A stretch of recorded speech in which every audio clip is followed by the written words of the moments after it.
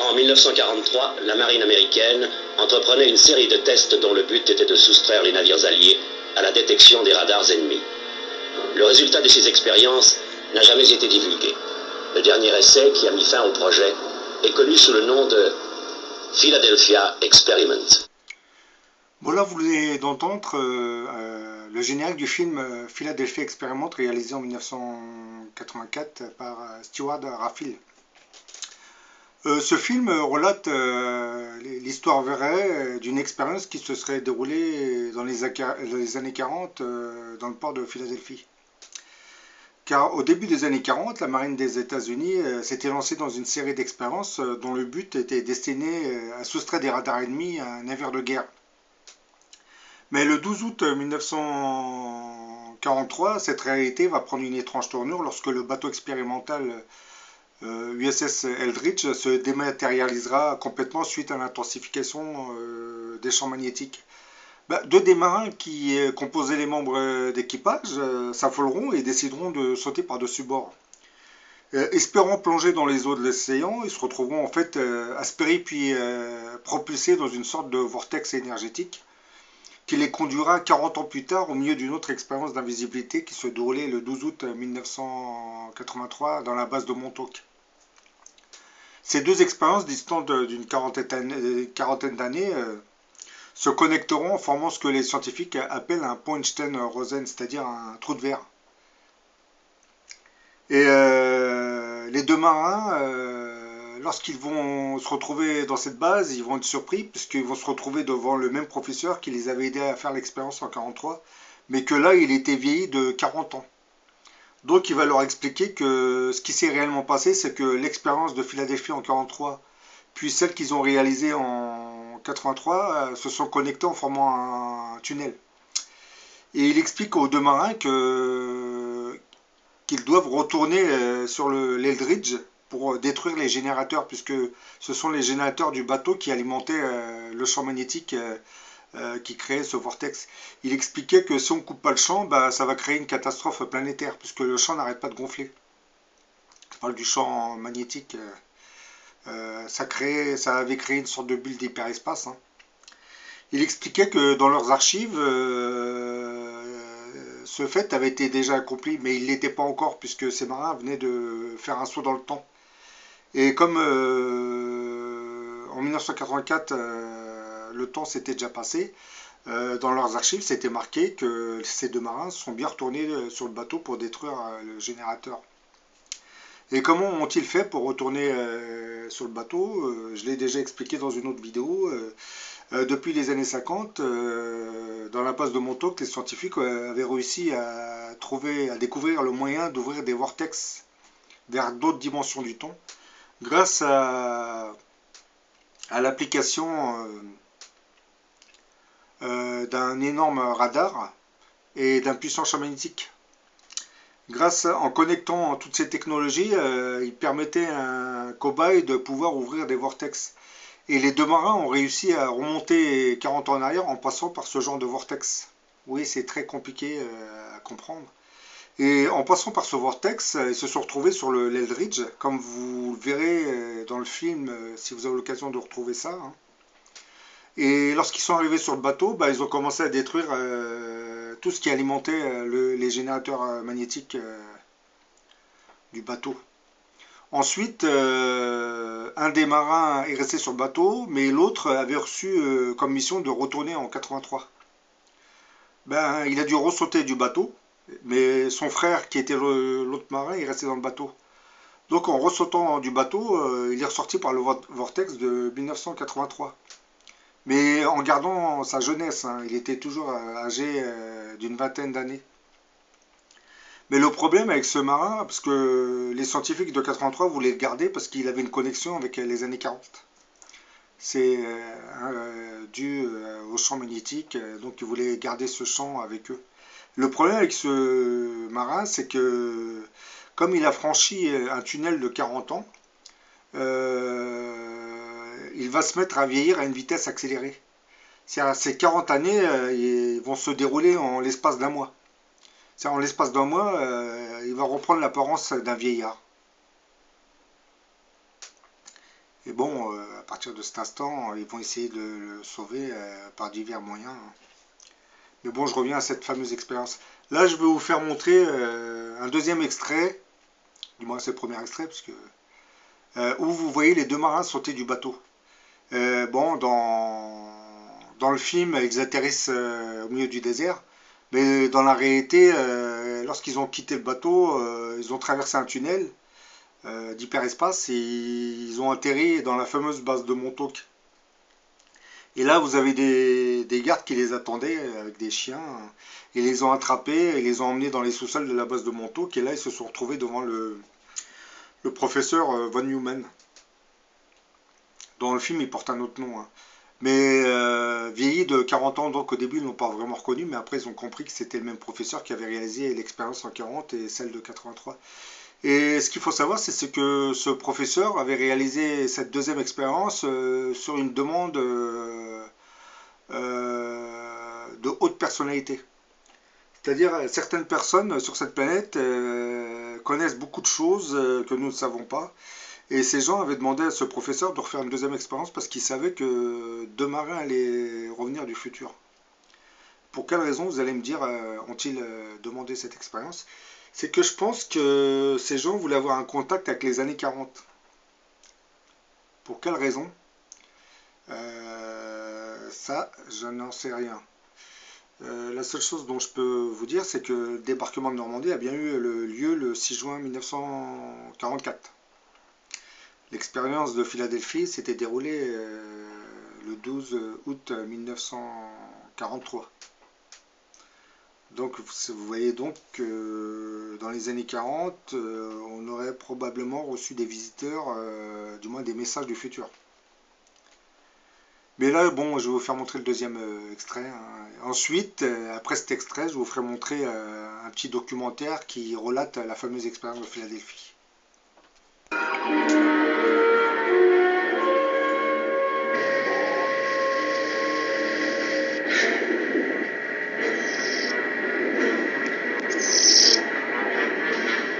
Qu'est-ce que c'est que ça? Ça, j'en ai pas la moindre idée. Mais qu'est-ce qui se passe? Qu'est-ce que c'est que ce bruit-là?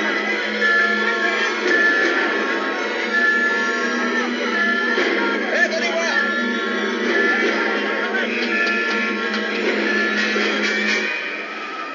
C'est incroyable! C'est pas vrai! Commandant, excusez-moi. C'était le garde-côte. Ils disent que l'Eldridge a disparu. Oui, il a disparu des écrans radars, heureusement. Non, il a vraiment disparu, monsieur. Pour de vrai. Ça a dit le contact radio avec le commandant de l'Eldridge. C'est impossible, monsieur. Cachalot, ici chien de mer à vous. Cachalot, ici chien de mer à vous. Qu'est-ce que ça veut dire? Transmettez à l'Eldridge, coupez les générateurs, dépêchez-vous! C'est impossible d'établir le contact radio. Continuez, essayez.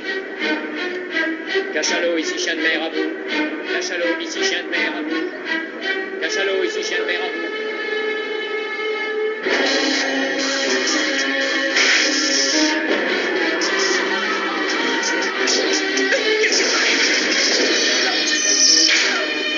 Mais qu'est-ce que c'est? Donc, dépêche-moi, coupe les chiens!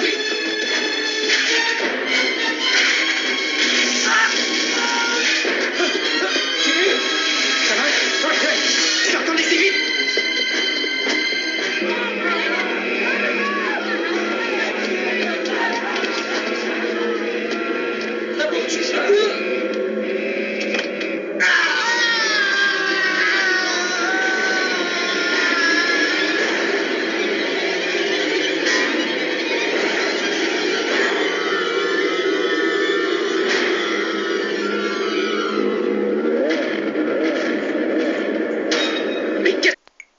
Voilà, comme vous venez de voir, ils viennent de sauter du bateau, les deux marins, et ils ont vraiment franchi le trou de verre qui les a fait partir de l'année 1943 jusqu'à l'année 1983.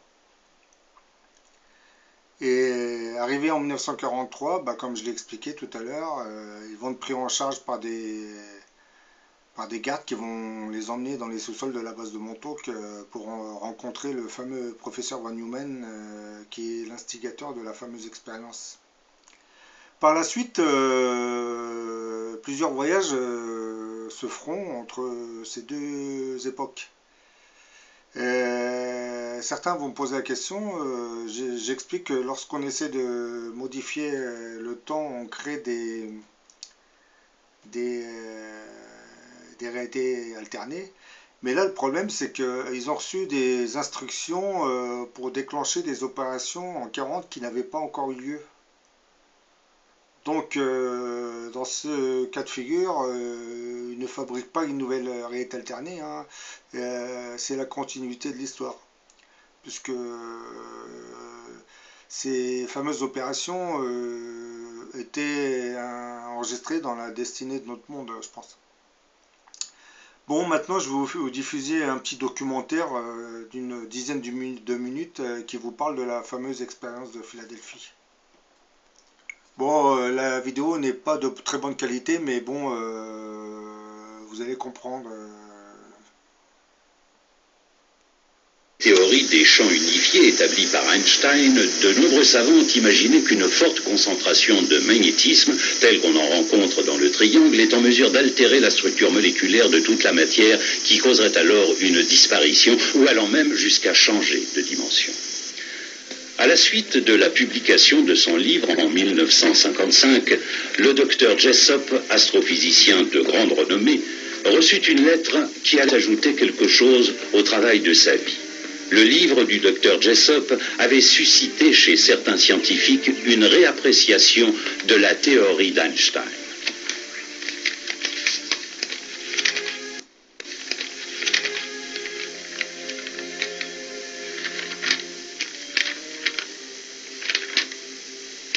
Mon cher collègue, pour des raisons que vous comprendrez, je vous dirai que je m'appelle Carl W. Allen et que c'est ma conscience de chercheur qui m'incite à vous mettre au courant d'une expérience basée sur la théorie d'Einstein qui a eu lieu dans le plus grand secret en octobre 1943 à bord du bâtiment de la marine des États-Unis, le croiseur Eldridge, qui était équipé d'un matériel unique pour cette époque.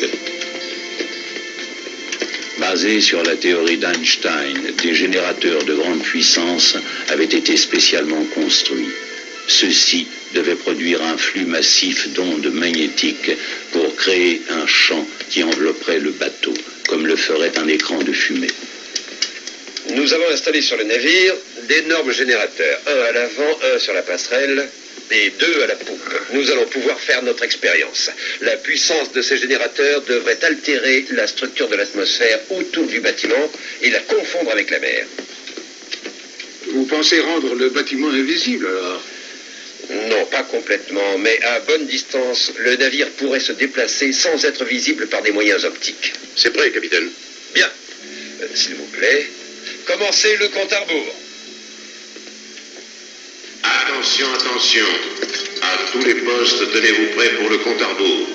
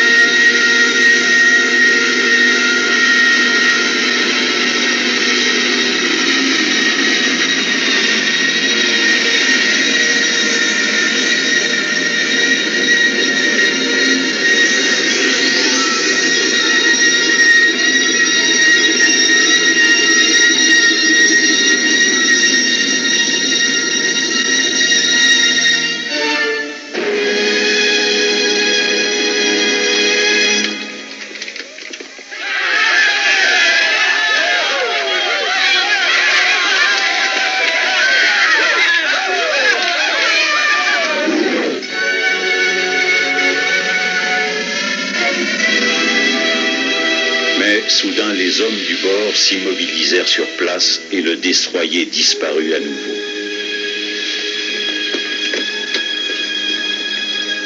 Et puis, l'Eldridge réapparut quelques minutes plus tard. Mais les hommes de l'équipage souffraient de diverses affections.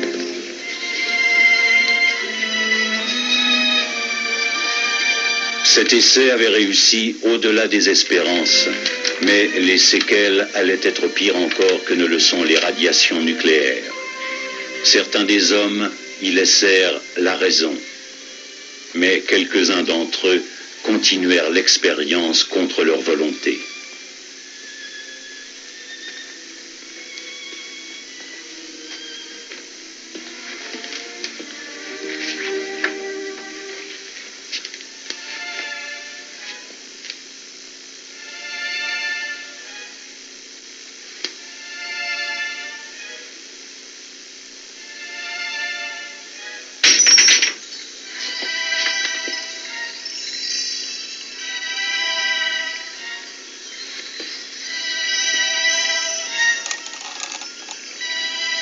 Ils disparaissaient par intermittence, puis revenaient à la réalité, détruisant ainsi toute chance de mener une vie normale. On les regardait comme des phénomènes. Pour éviter des questions embarrassantes, ils furent confinés dans des endroits préservés. J'en ai vu quelques-uns ravalés au niveau d'animaux de laboratoire. Mon cher Jessop, notre responsabilité est fortement engagée dans ces expériences. Nous avons un peu trop oublié le facteur humain.